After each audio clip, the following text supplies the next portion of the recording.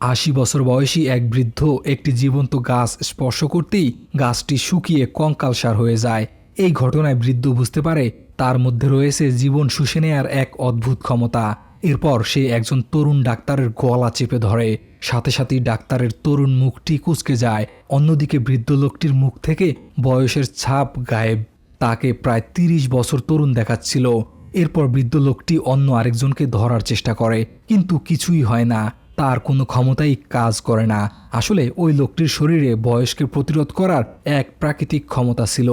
এবার ওই বৃদ্ধ তার সাথে রক্ত বদল করার সিদ্ধান্ত নেয়। অপারেশনের পর বৃদ্ধের শরীর আবার তরুণ হয়ে ওঠে, শক্তিশালী পেশি আর অ্যাবস নিয়ে সে যেন 18 বছরের এক যুবক। পাবলিককে চমকে দেওয়ার জন্য সে বিশাল এক কনসার্টের আয়োজন করে। মঞ্চের পেছনের দেয়ালে নিজের 80 বছরের কুৎসিত ছবিটি দেখতেই তার মাথায় রক্ত উঠে যায়। সে দেয়ালে এক ঘুষি মারে, সাথে সাথেই দেয়ালটি ভেঙে চুরমার হয়ে যায়। আশেপাশে থাকা সবাই ভয়ে কাঁপতে থাকে। এরপর হাজার হাজার মানুষের সামনে তার ক্ষমতা দেখাতে শুরু করে। সে এমন এক পঙ্গু ছেলের পা স্পর্শ করে যে কিনা 20 বছর ধরে হাঁটতে পারেনি।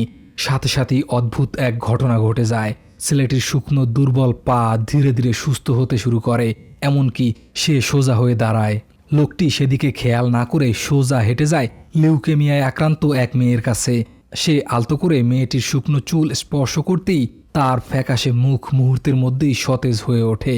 এরপর ভিড়ের মধ্যে থাকা আগুনে পোড়া এক লোক শ্রদ্ধার সাথে নিজের শার্ট খুলে তার পোড়া দাগগুলো দেখায়। লোকটি সেই ক্ষত স্পর্শ করতেই মুহূর্তের মধ্যেই দাগগুলো মিলিয়ে যেতে শুরু করে। এই দৃশ্য দেখে সবাই হতবাক হয়ে যায়। তারা তাকে মানুষরূপী ঈশ্বর বলে ডাকতে শুরু করে। কিন্তু তার কাজ তখনও শেষ হয়নি। তার পরবর্তী লক্ষ্য ছিল মৃত মানুষকে জীবিত করা। সে কি পারবে মৃত মানুষকে জীবিত করতে? কমেন্টে জানাবেন।